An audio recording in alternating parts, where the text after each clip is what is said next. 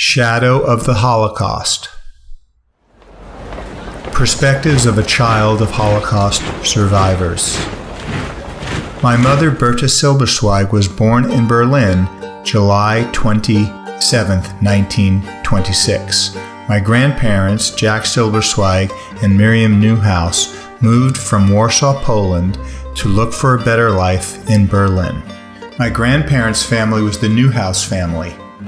They were a large family from Warsaw, Poland, who were in the restaurant business. My grandfather's family were the Silberzweigs. They were also from Warsaw, Poland, and they were in the clothing and furrier business. My grandfather, Jack, moved to Berlin to open a clothing store, and according to my great-uncle, to avoid military service. Life was good in Berlin in the 1920s. Jews in Berlin were prominent in various aspects of the city's economic, intellectual, and cultural life. The city was also the seat of head offices of most of the national Jewish organizations, and there was a lot of very interesting cultural things going on at that time. Then Hitler came to power.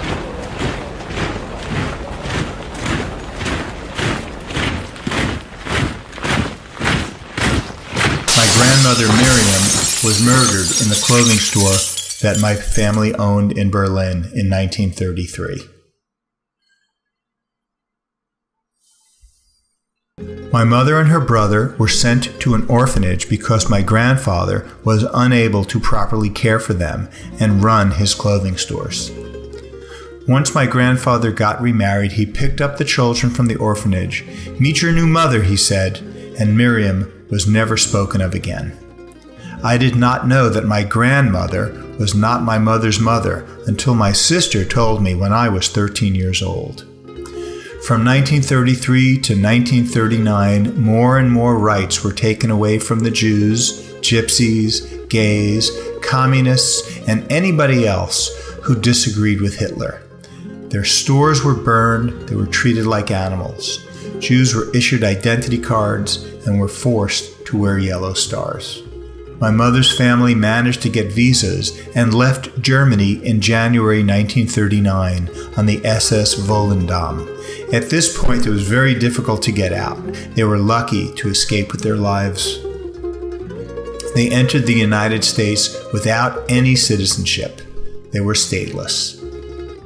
My mother was unable to speak English. Her childhood was very difficult, but she managed to learn English, managed to find friends, start a family, and adapt to life in the United States. But she was one of the few lucky ones.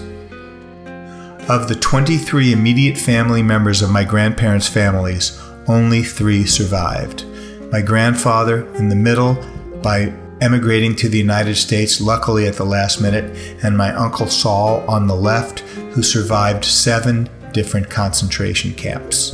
He and his wife were able to get to the United States in 1947. On my grandmother's side of the family, only my Aunt Shelhevet survived. She managed to get to Palestine on a boat illegally in 1939 as well. Here's an example of one of the pages of testimony from the Holocaust Museum in Jerusalem. You can see my grandfather's nephew, Dadek, was murdered in the gas chamber at the age of 14. My Uncle Shulam and Aunt Gutta were in 7 different concentration camps, where Jews and other undesirables were murdered by starvation, beatings, medical experiments, hangings, gassings, and as you see in this film, execution by firing squad. Here's a picture of my Uncle Saul after liberation. And here is a picture of my Uncle Saul and my Aunt Gloria in the United States, looking very happy.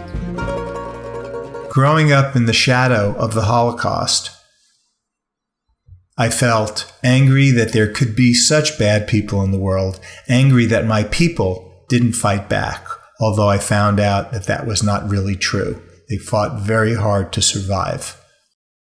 I felt different. Being first-generation American, our connection to Europe was different than our friends. I felt that my mother survived, but the rest of the family was murdered. That made us feel very special and determined to accomplish as much as we could because so many others suffered and died. I owed it to my ancestors. Do our experiences seem similar? Your story, of course, is unique, but it's something that we have in common. Maybe your family is from another country trying to start a new life in the U.S. Maybe your family has been here for a long time and has been struggling with feeling excluded from the American dream. Maybe you hide who you are because you feel like you'll be mistreated if you reveal your true self.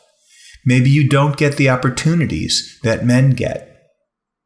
Maybe you see bullies who prey on other people.